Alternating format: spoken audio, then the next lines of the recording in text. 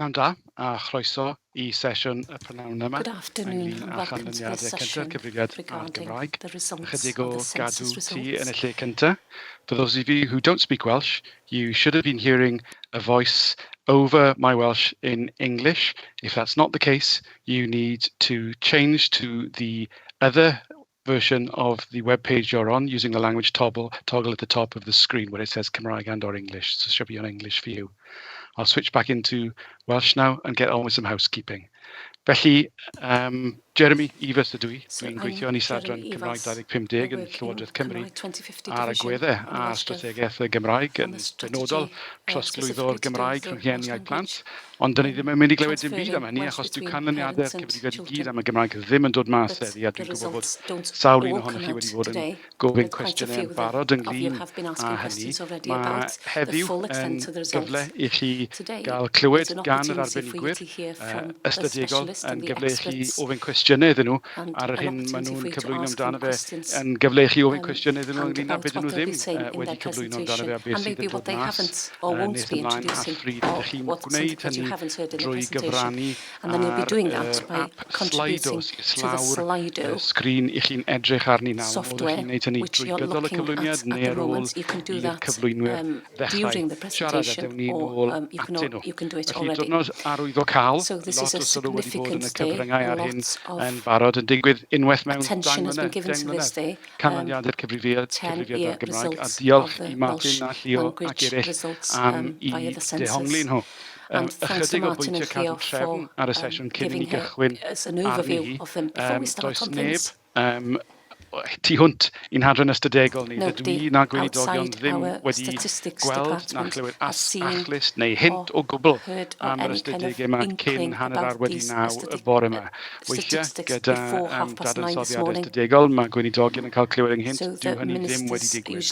Felly does na ddim cyfle hir wedi bod I ymateb ac nid ymateb o ran polisi I nod y sesiwn hon y prynawn yma. Ymateb i'r ystadegau felly os ych chi moyn holi am yr ystadegau a gofyn am y ffeithiau. Felly ffeithiau, dim byd gwleidyddol yr ystadegau a dyna ni. Yr unig beth sy'n ni'n dweud ynglyn â hynny yw pan gyhoeddwyd Cymraeg 2050 nôl yn 2017 fe ddwedodd gweinidogion ar y pryd y bydden ni'n adolygu'r taflwybr ystadegol, y statistical trajectory, bryd hynny yng ngoleuni canlyniadau'r cyfrifiad a dyna these census results came to being, and prynhawn yma, ond am y tro, dwi yma I gyflwyno ac I gymedroli ac I gyflwyno cwestiynau i'r cyflwynwyr ar ôl I cyflwyniad PowerPoint. Ac felly digon gyda fi, mae croeso chi feddwl am gwestiynau yn ystod trafod y cyflwynwyr yn siarad a wedyn beth sydd yn dod i'n sgrin I ar ôl hynny. We'll see where we go from there. So over to you, Llio, to introduce yourself and go through the results of the census. Thank you so much. Diolch am y cyflwyniad, Jed. Thank you for the presentation. I'm yn ystadegydd ar ystadegau Gymraeg yn Llywodraeth Cymru. I'm a statistician, Senior Statistical Officer Welsh Government, and Martin Perry, he's the Head of Preparation of Welsh Language Statistics. So we'll be taking through the results today. So I roi trosolwg I chi So to give you an overview ydyn ni'n mynd I gyflwyno heddiw yma. Mi fydden ni what we're going to introduce you, present you today. Cyfrifiad 2011. We're going to go over the conduct of Census 2021 before talking about how this census was actually put together. Then we'll go on to the results of the 2021 results about the Welsh language. We'll be talking about other census results 2021 and other data sources about the Welsh as well. And then we can help you if you have any queries about where to find further information and further data. And then it'll be a Q&A session at the end. So we'll start with the census 2011. Cyhoeddwyd data cyfrifiad 2011 ar y Gymraeg yn mis Rhagfyr 2012. It was announced in 562,000 o bobl tair oed neu hun yn gallu siarad Cymraeg yn 2011. So in Ychydig yn llai na 2011, bob 5 o boblogaeth that ydy hyn, was neu 19%. that's 19%, so Oedd hyn yn 562,000 nifer people a aged 3 or chanran older ers able to speak cyfrifiad Welsh in 2001. 2011. So that was Oedd down o'n ostyngiad o 20,400 dros since 2001 from 20,000 ag yn ostyngiad o 582,400 or 1.7 20.8, but increases for children aged 3 to 4 years Oedd y and plant small increase 5 for i 15 adults oed yn aged 20 llawer to mwy 44 tebygol na years old. unrhyw grŵp oedran arall So o this gael was eu hadrodd fel more rhai sy'n gallu siarad likely, Cymraeg. this group area Mi was oedd 'na more likely to newid be ers able to speak the 2001 Welsh language.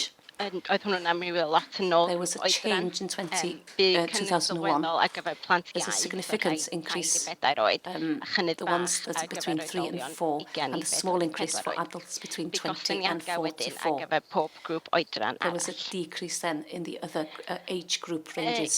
Oedd 'na newid hefyd yn amrywio There yn was ôl a ardal yng change Nghymru. as well So mae map yma from sydd ar eich area chi'n to dangos area. So y this newid map yng nghanran y bobl shows tair oed you yn hyn sy'n gallu the siarad Cymraeg percentage yn of ôl people ardaloedd bychan that can rhwng speak the cyfrifiad language in different 2001 areas. a 2010. 2001 and Mae'r 2011. ardaloedd sydd wedi cael eu lliwio'n goch yn cynrychioli So it's ardaloedd a welodd ystyngiadau So rhwng there's 2001 dark red areas a have 2010. Mae'r seen ardaloedd wedi more lliwio'n llwyr changes, more wedyn significant changes, yn and the cynrychioli grey ardaloedd a welodd areas cynnydd yn ystod yr un cyfnod. show where the areas have seen a change or a Bu gostyniad yn change ganran y in bobl tair oed yn statistics. hyn oedd yn gallu siarad Cymraeg So the 3 years bob and adeilad lleol higher rhwng 2001 a 2010. every local authority between 2001 and 2011. Canranau uchel siarad y So Cymraeg, hynny ydy the areas Ceredigion, were Gwynedd, Carmarthenshire, Ceredigion, Gwynedd and Isle of Yr Anglesey, unig awdurdod sort of lleol largest a welodd decreases in those gynnydd areas. oedd Fynwy, Caerdydd a So Chaerffili. Cardiff, Ond chydig Caerphilly bychan iawn a was welon ni also yn Caerffili. saw a slight increase in Does na symud ymlaen Caerphilly, for i example. cyfrifiad So let's move to 2021 a 2021 siarad census. chydig am y cyfrifiad yn gyffredinol i chi. We'll talk a little bit about this in general, just to give you a context. So it was held on the 21st of March 2021 during the COVID pandemic. It followed a time of self-assessment, and a lot of people were working from home at that time. We don't understand how this pandemic affected some factions of people, and in terms of Welsh language skills. So if parents were talking on behalf of their children, for example. So there's a copy of the questions are asked, it's on the bottom of the slide. So the questions are based on self-assessments of the individual, of their ability. A lot of factors can influence on the way people are assessing and noting their skills, and can vary from person to person. In some areas, especially with children, maybe another person is registering their kind of ability, like a guardian or a parent. So maybe their assessment of their Welsh language skills isn't the same as for the individual's assessments of the Welsh language. So this census has been collecting, gathering information for a long, long time. And initially, on 2021, it was online, and 68% had been given online. So the response rate was very high last year.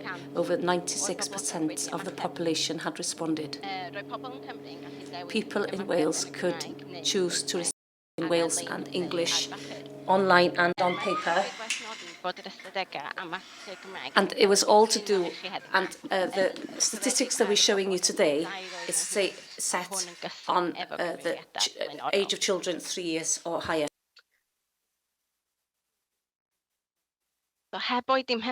So without further ado, so we're talking about the data that's been announced or published this morning. So 2021 estimated 538,300 of people aged 3 years or higher. That's over 1 in 6 person, or 17.8% of the population. That's the largest figure that's been noted ever in a census. Comparing to 2011, a lot of people over 3 years age has decreased nearly 23,700, and the percentage of these people who can speak Welsh has also decreased 1.2 of the percentage points since 2011. Mae'r set yma'n dangos y data diweddara. This set shows the statistics for the last 100 years. So there are about a little under 1 million people who speak Welsh language. So, and it's decreased now to 538,300. So that's the lowest in the last two census periods, 2021 and 2011. So that was higher than it was back in 81 and 1991. The least amount of people was a little over. Back in 1981 was the lowest point. There wasn't a census in 1941 because of the Second World War. This chart shows how the percentage has changed over the last 100 years. 100 years ago, 1 of every 3 people 3 years or older could speak Welsh, or 37% of the population. By today this is the lowest point, which is 17.8% of the population, which is the lowest percentage ever. As I said earlier, this is like 1.6 of the population speak Welsh language. Before this, the lowest percentage was in 1991, which was 18.7%. The next chart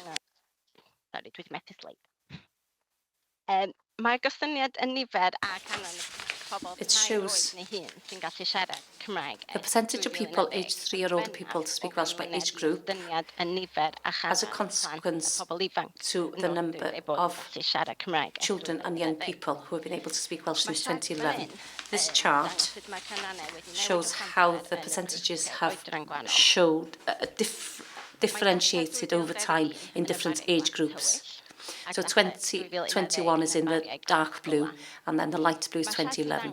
The chart shows that school-age children have noted that they can speak Welsh in 2021, similar to previous census. So children and young people aged 5 to 15 are most likely to be reported as being able to speak Welsh. It is likely that this might have been their guardian or their parents have noted their skills level, not the young people themselves. The next chart shows against the age. So 2021 shows that the percentage of young people increased with age. So it goes from 14. So at its highest, 14 years of age is 37.5%. The percentage takes a deep decrease then at the end of the 20s, halving that number. Then it decreases then up to 60 years old, where the level is much lower for the 60-year-old people who are of 60, and it increases then a little bit, 75 or over, reaching 16.7% of people 75 years old or older. This chart shows a comparison in 2011 and 2021, and shows a comparison here with the 2 lines on the graph. So 2011 is the light blue and the other one is the dark blue. The data for 2011 shows us that the percentage of young people and children who can speak Welsh at their highest for 14-year-olds.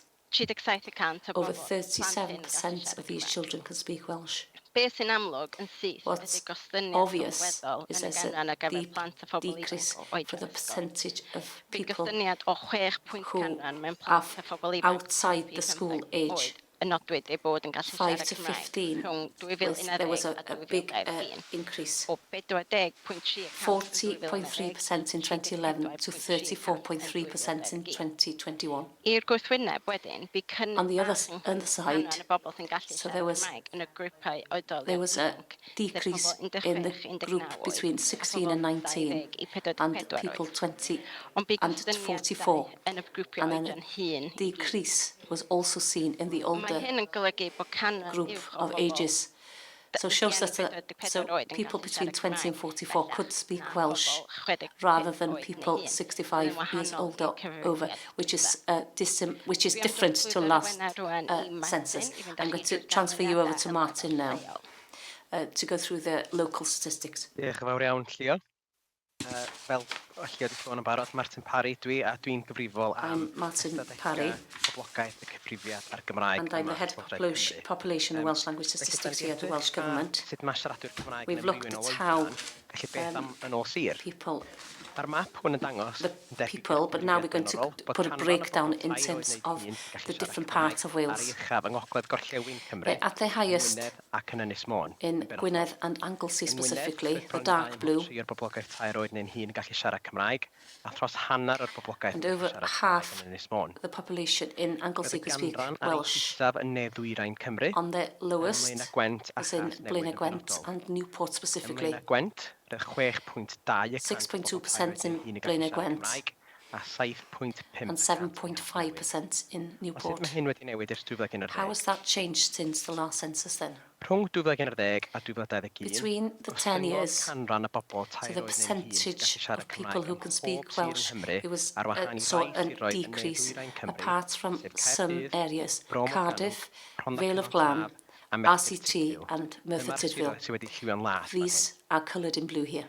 Yng Nghaerdydd oedd y cynnydd mwyaf yn y ganran, The largest increase was in gan Cardiff gynyddu o from 11.1% 11.1 in i 2011 12.2% to 12.2 in 2021, increase of 1.1 neu oedd 86,000 percentage yn fwy o point, bobl or gallu siarad Cymraeg. 6,000 more people who could speak Welsh in Yn Sir Cardiff. Gyfyrddin, In oedd y Carmarthenshire, gostyngiad mwyaf yn y ganran that's where the am yr biggest ail decrease gyfrifiad was yn olynol, for the second gan census in a ostwng row, o 43.9% yn 2011, with a great decrease in that area yn to 2021. 39.5 Mae hyn yn in ostyngiad o 2021, 4.1 a decrease Wrth edrych yn ôl in the chydig bach percentage. ymhellach na hynny, So if you nôl look yn a 2001, bit further roedd back in hanner poblogaeth 2011, Gyfyrddin yn gallu siarad half the Cymraeg, population in a'r Carmarthenshire ganran could speak bellach Welsh. 40%. Now the percentage is less than Mae'r gostyngiad o 40%. Sir Gyfyrddin bron dwywaith gymaint na'r decrease gostyngiad mewn unrhyw sir arall, Is sef seen gostyngiad here, o 2.1 so it's pwynt canran sydd i weld yn Sir 2.1% Benfych, in Denbighshire, Powys a Sir Powys Benfro.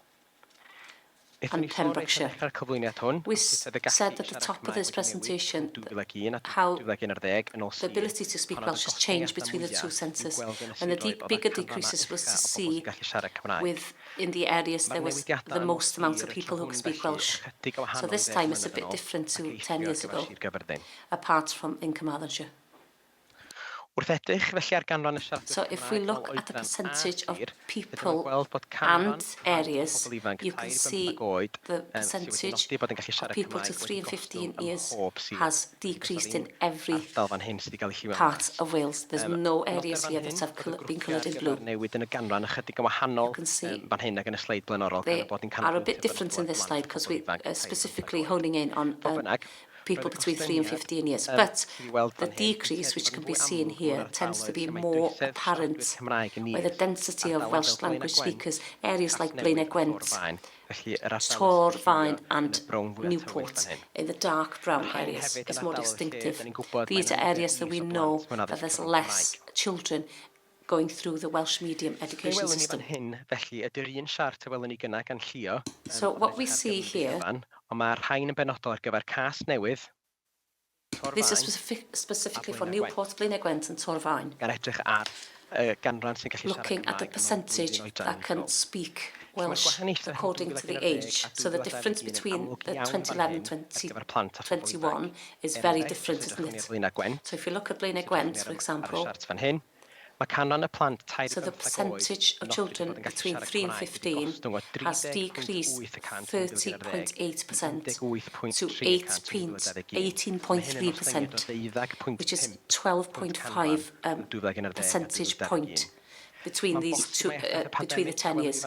Maybe it's an effect of the pandemic, because a lot of Welsh, so a lot of the children in the school system are from non-Welsh speaking schools in homes.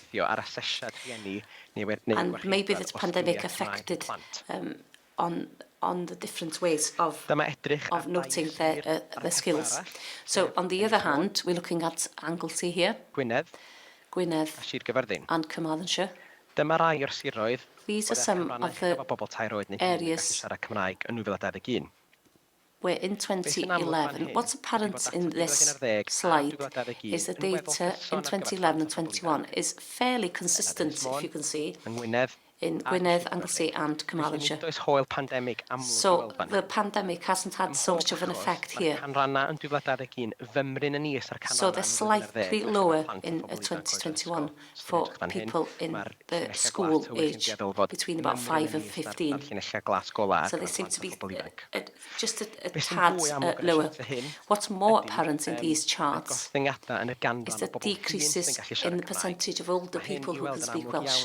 This can be seen it's very apparent in Carmarthenshire. The data on the dark blue is quite a bit lower than the light blue, which is 2011. When we compare the 2 years in Carmarthenshire, we can see that 8.7% less of people between 3 and 15 are able to speak Welsh between the 2 years. This decrease is much higher than in any other county. One thing we should note here is that the decreases that we've seen for people, so you can see people who are at university age, and that's more so for Bangor University, because they moved to Bangor to study in Bangor University. That's behind that change in the percentage. Mae'r data sydd wedi cyhoeddi heddiw hefyd yn caniatáu So also, the data today allows us to look at the percentages within areas. There's a lot of interest in our different communities all over Wales. So this map shows how many people can speak Welsh according to a small area. So the dark blue is over 70%, and then the lighter blue is the lower percentage rate. So it's varied between 86.3% in Caernarfon in Gwynedd and 3.8% in Blaenau Gwent. Mae diddordeb yn benodol So the interest specifically where more than half the population can speak Welsh. So the amount of these areas has decreased from 9% down to 7% in 2021. Mae diddordeb hefyd yn y maes cynllunio ieithyddol yn y trothwy o fwy na 70% o'r boblogaeth yn gallu siarad Cymraeg. So also, it's very, there's not many, so there has been consistencies in different areas too.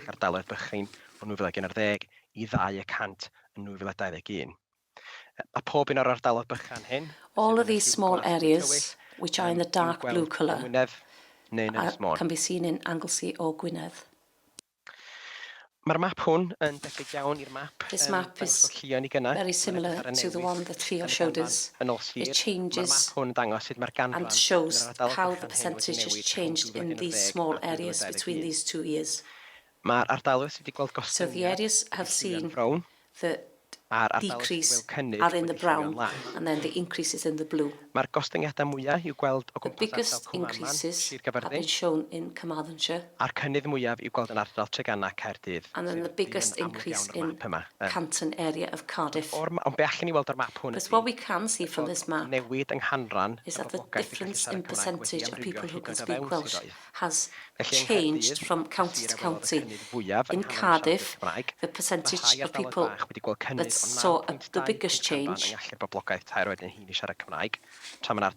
So there are other areas in Cardiff which have seen decreases in Cardiff during the same amount 10-year period. Mae rhai ardaloedd bach wedi gweld cynnydd o 4.7 pwynt canran yng ngallu'r boblogaeth tair oed neu'n hŷn i siarad Cymraeg, tra mae rhai ardaloedd eraill wedi gweld Other areas have seen a decrease. yn yr un cyfnod. Felly mae yna ddipyn o There's a amrywiaeth o lot fewn of siroedd ni. variety within our counties. That's the general synopsis on this Chi edrych ar y data map hyn here. o fanylder. You can, we'll be talking about different sources where you can get hold of more information about behind what's introduced to you today later on in the presentation. Siarad Cymraeg. So the information so far has been concentrating on people talking about speaking, but also we're talking about the ability to read and write. So the three skills together. So we saw a less of a decrease for the percentage of people 3 years old or higher. So 2011, the percentage was 14.4%. By 2021, went to 14.2%. Also, 5.2% of the population 3 years or above said that they could understand written Welsh only. So these are people who have noted that they can understand written Welsh language. They can't write or read it. So that's so 157,000 noted that they could understand spoken Welsh only. So there's slightly less than what we saw in 2011. Well, we see also at the top of the chart, 3/4 of the population didn't have any skills at all in 2011, which is an increase that we saw from 2011. So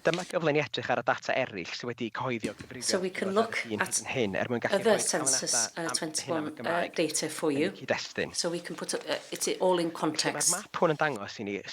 So this map shows how the general population of Wales has changed in that time, according to county. So the domestic population has increased 1.4% between both census.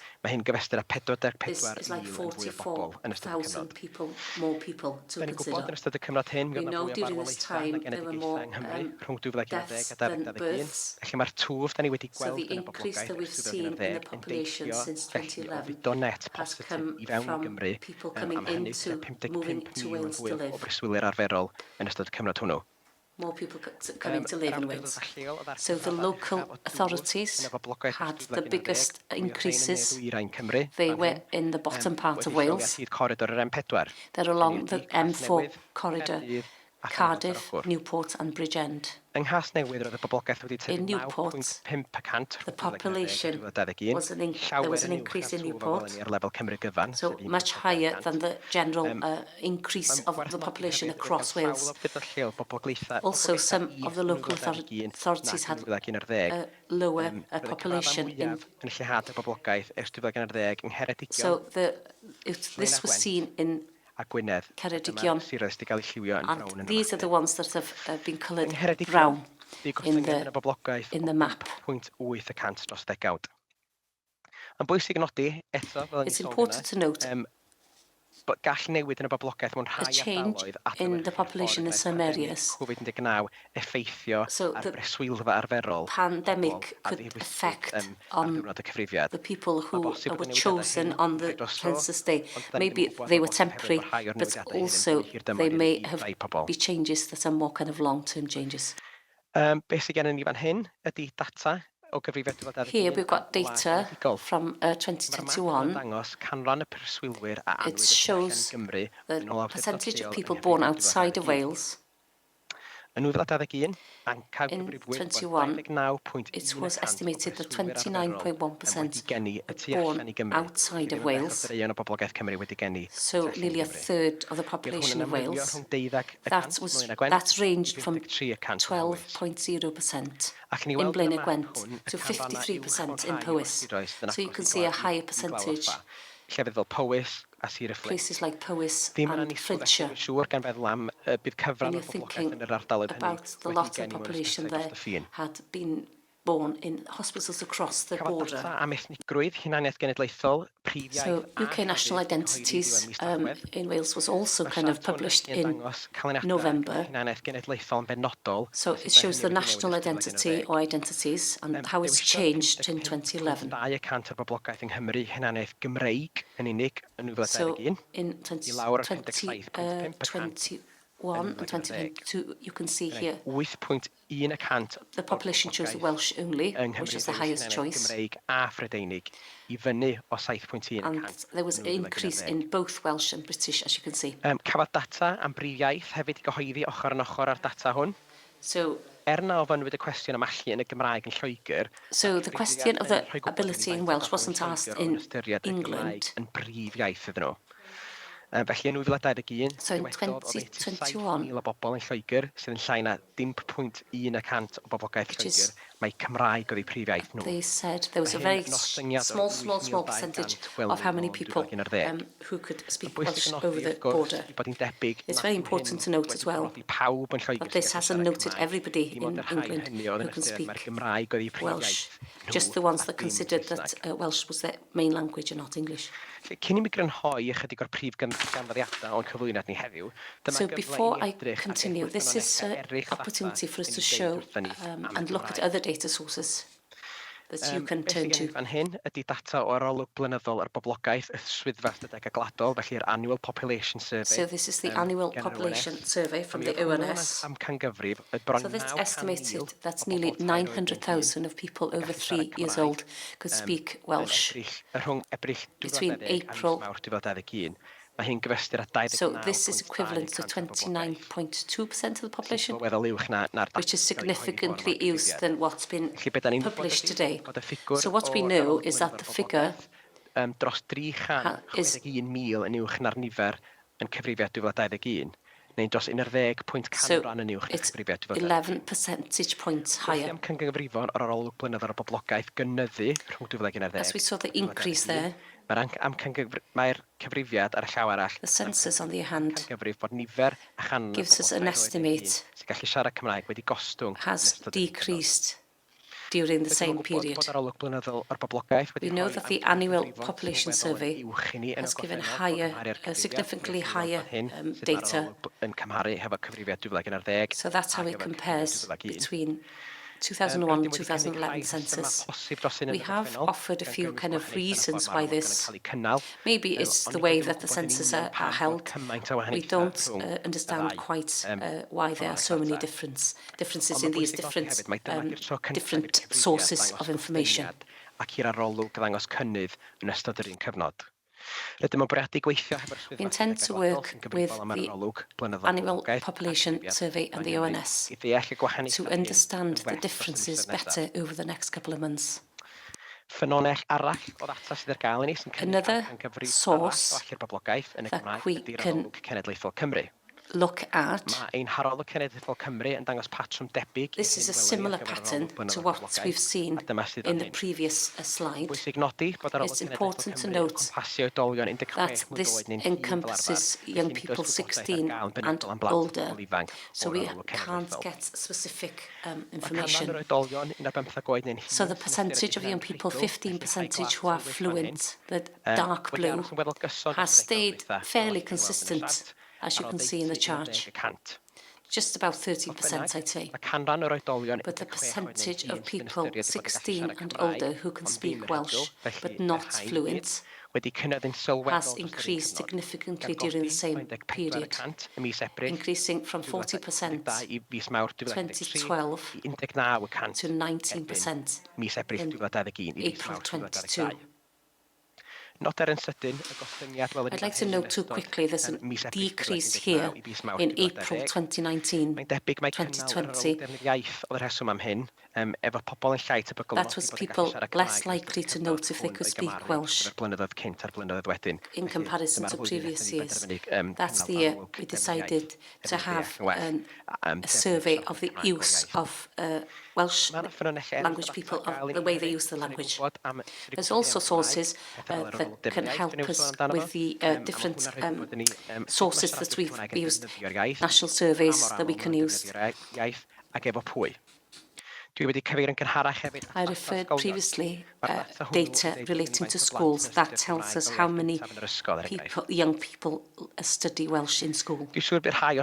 I'm sure that some of you would like to get your hands on the latest information that's been published today and how to get hold of it. Dyma gronodeb o'r ystod eang o bethau sydd wedi cyhoeddi heddiw gennym ni yn y This is a Llywodraeth. list of how you can get hold of the information that we've been talking about this afternoon. Chwysfar o'r data, ewch i'n gefan ni To get a comprehensive look, and you just go to our website. Gefan o data sydd ar gael, ewch draw i wefan y Swyddfa Statudegau Gwladol. You can go to the ONS Os ydych website. chi'n edrych ar y data ardaloedd bychan, oedden ni'n edrych ar hwnnw If you'd like to have information about the small data, the Data Map Wales website, yn eich amser eich hun. you can look at that in your own time. A byddwn ni'n coeddi This copio'r sleidiau includes maes o lawer links, and we will be publishing this page in time. I gloi yn sydyn. So to finish, fydd ar gael these are a few things that will be available next year Gymraeg yng Nghyfrifiad 2021. in terms of the census. Ar gael am sut mae'r Gymraeg wedi There will llwyddo o un genhedlaeth Information llall ar about yr aelwyd. intergenerational transmission of the Welsh language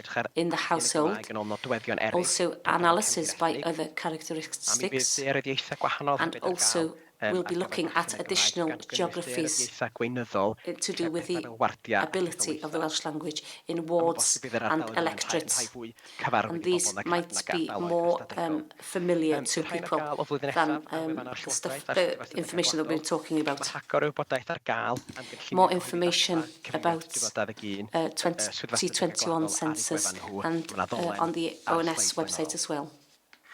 Felly, dwi'n gwerthfawrogi bod ni wedi bod trwy lot fawr ddata heddiw yma. We've been through an incredibly lot of information. So just to summarise then, so the decrease in the number of percentage of people able to speak Welsh has decreased since 2011. 1 of every 6 people can speak Welsh now. The largest decrease in the percentage of children and people able to speak Welsh. That's because of less young people and children have actually stated that they can speak the Welsh language. But there was an increase in the percentage which accounted for young adults. Mae canran y siaradwyr Cymraeg wedi disgyn So the percentage Nghymru ers 2011 in eithrio Caerdydd ac apart from Cyfagos, Cardiff and other local authorities like Taf a Merthyr Tydfil. Merthyr Tydfil and RCT. So maybe the COVID has had an effect of the ability for young people to speak Welsh, especially in those areas where there's less people who actually speak Welsh. We can't say at the moment if this is a long or short term. So that's it for now. I'm going to hand you over back to Jeremy, giving you an opportunity to ask any questions to us. Thank you very much for your time. Diolch i ti, Martin. Diolch i ti, Llio, hefyd. Thank you both. Na I ofyn y cwestiwn cynta. As the chairperson, Martin, you said that there was additional data going to be published. Can you tell us exactly when this data will be published, or don't we know? There will be more information available for the ONS on the ONS website when the plans come to fruition. So hopefully on the top of 2023 we'll have more information available. Thank you. Looking forward to that. Digonedd o gwestiynau wedi dod i law gan y 300 ohonoch chi sydd yn gwylio'n fyw. We've got 300 of you watching live today, O'r sesiwn and a lot of questions have come through. YouTube ni fel We will Llywodraeth. have a copy of this session on our YouTube, and in terms of political and policy response, that's going to be published this afternoon. If you were interested to get a response, a copy of that response and any other information about what the Welsh Government is going to be undertaking in terms of on a policy level, can you kind of register for our newsletter, and we can do it at Twitter @Cymraeg. If you subscribe to that this afternoon. So let's go on with the questions. So we're receiving questions about the census and statistics, nothing to do with policy this afternoon. This is not the session to answer questions on anything other than the census and strategy and statistics. Sorry. So in terms of populations and percentages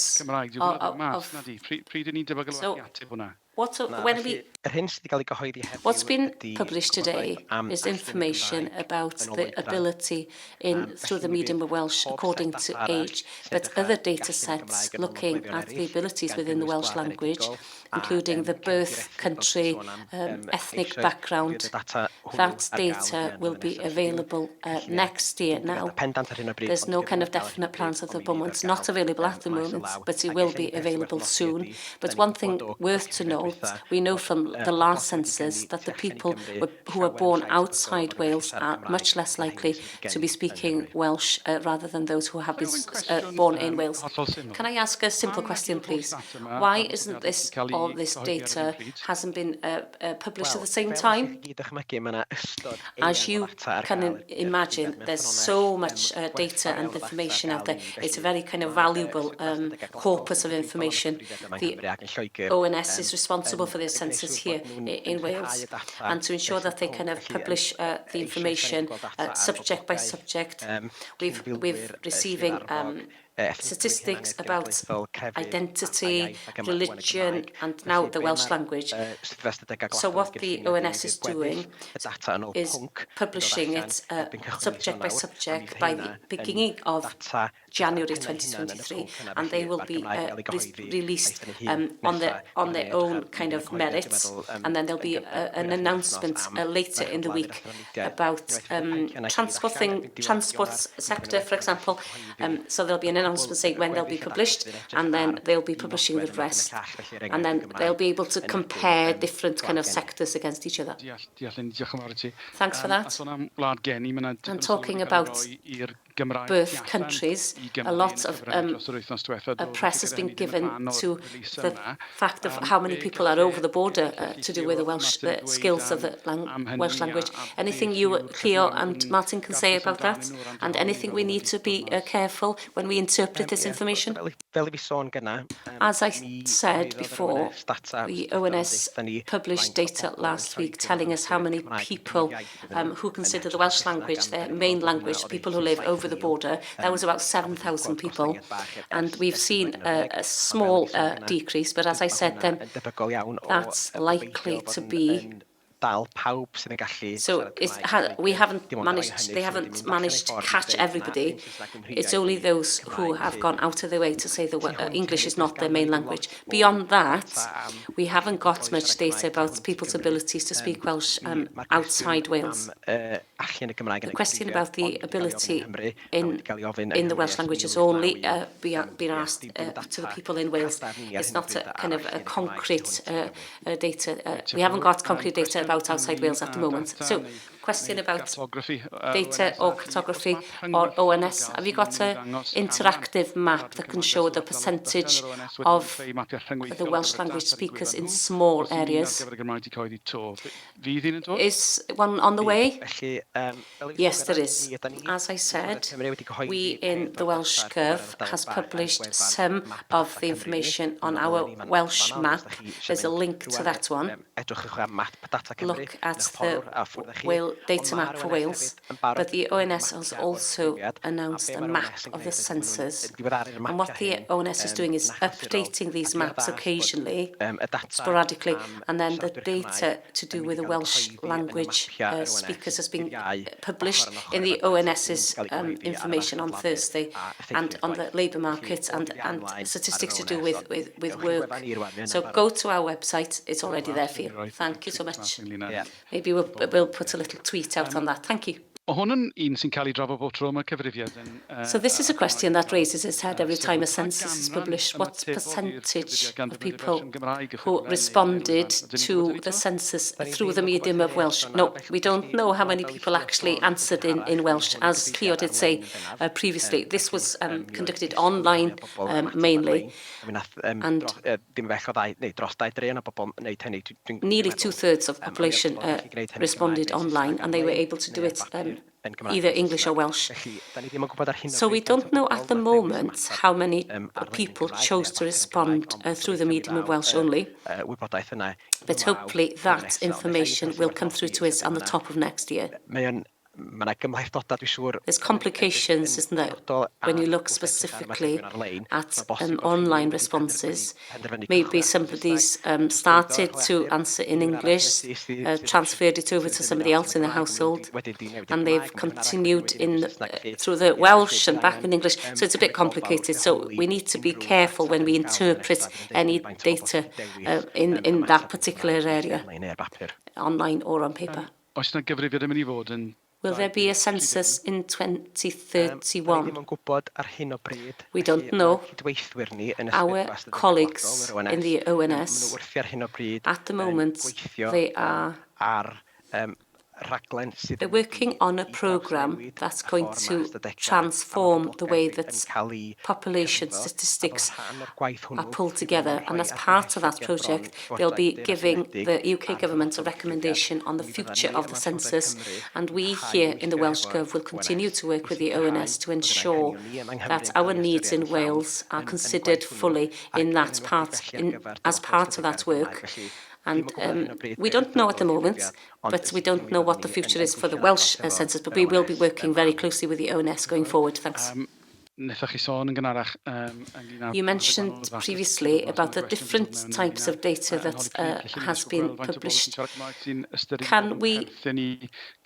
When can we expect the data on the Welsh people who have said that they kind of Welsh language skills who are related to people from ethnic minorities? We'll have more concrete data on the ONS websites next year. So all the data about the Welsh and other kind of different elements like country of birth, identity, religion, that will all be available on the top of next year, as I said. So whatever interest you have, it'll be there available for you.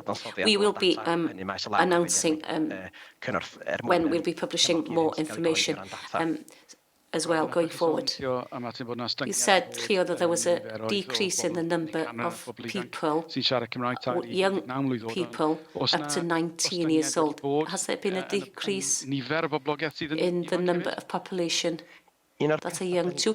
Well, one of the things that we do already know, looking at the data from 2011, is that the population of Wales has increased 1.4% in the last 10 years, but that varies in terms of age. There were less of births in Wales,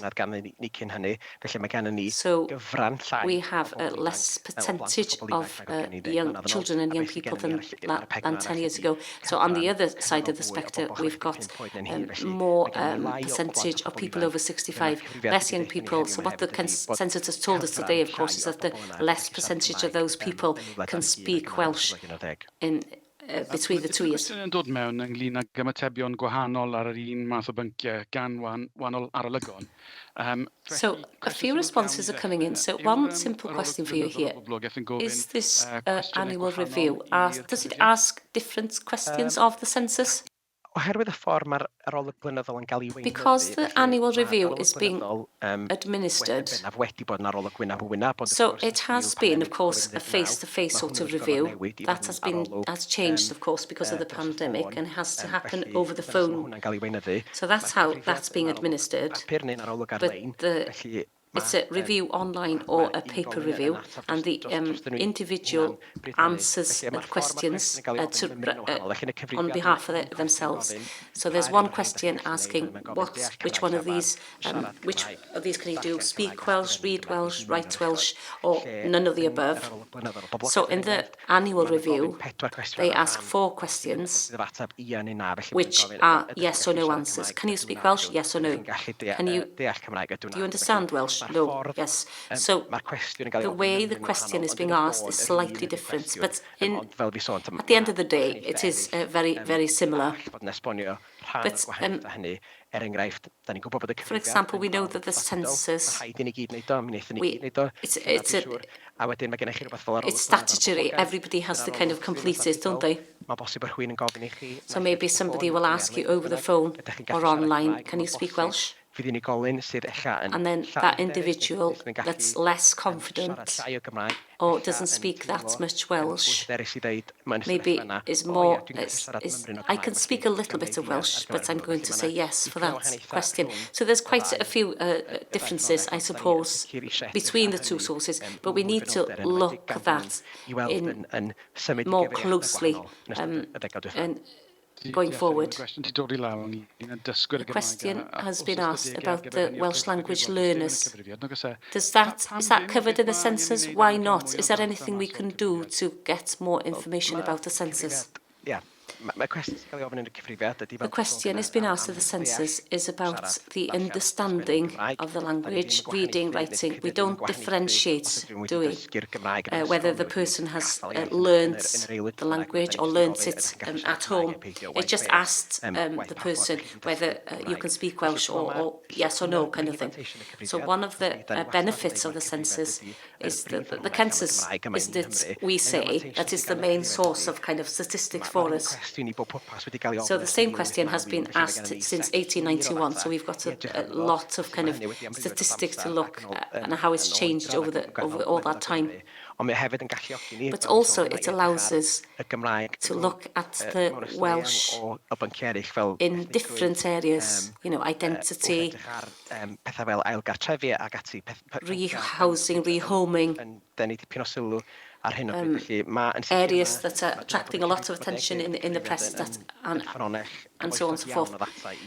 So it's a very kind of valuable and useful source of information for us, and it'll be very useful going forward as well.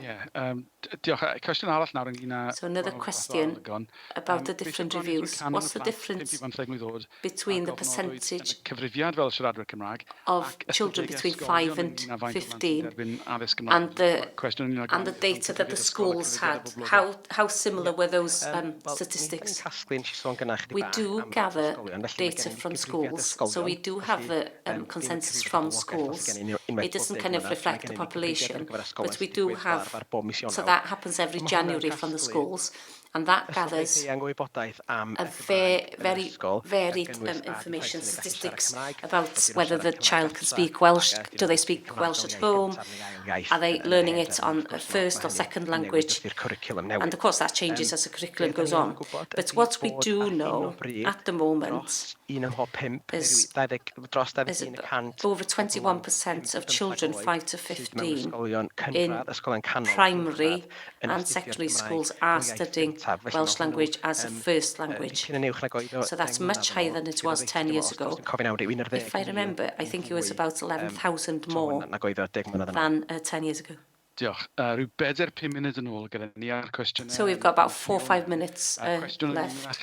So the question about the Irish census, why doesn't our census ask the same questions as they ask in the Irish census? So the ONS is responsible for the census here in England and Wales. So the same questions were asked in 2021 as in 2011. We have other sources of data that give us information about the use of language. We were talking about the language, the use of the language review, how fluent people are, who do they speak Welsh with. So the last review that happened in 2019 to 20, that's over half of our Welsh speakers considered themselves to be people who spoke Welsh every day.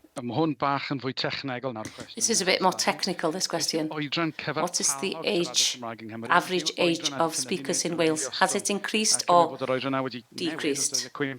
sylweddol yn So, yr oedran has tair there bymtheg mlwydd? any changes been in that Cwestiwn da. statistic? Ddim yn gwybod We don't know to that.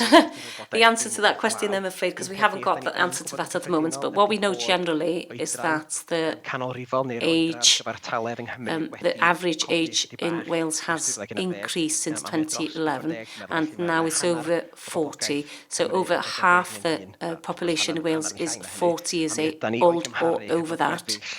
So compared to England especially, so Wales is an older country than England. So something that we can look out for next year on average ages of Welsh speakers.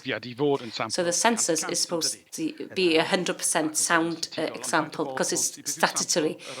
So what's the sample of the population? I think Hio can answer this question. Can you, Hio? Can you say? Yndi, mae o yn sylweddol llai, dwi jyst yn cael y rhif mwyaf cywir i chi. Yeah, it's significantly less. Faint mor aml i ni wneud? Faint mor aml i ni wneud o'r blynyddoedd? How often do we do the annual review? Bob chwarter, actually. It happens every quarter, actually, so the title is a bit misleading. Mae'n cael ei ofyn bob chwarter. It actually happens every quarter and then puts together a 12-month of data together. You have to have 4 quarters together in order to be able to decipher that particular data. I can't get the figure for the sample at the moment. The information is on our website as well as everything else. So the sample is quite big and it's one of the biggest reviews so far.